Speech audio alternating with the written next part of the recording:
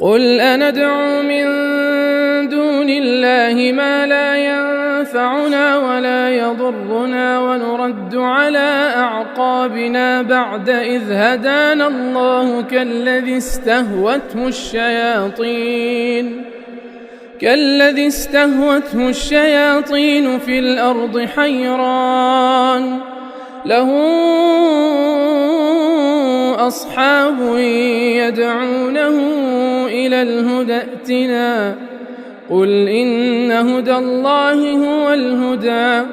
وأمرنا لنسلم لرب العالمين وأن أقيموا الصلاة واتقوه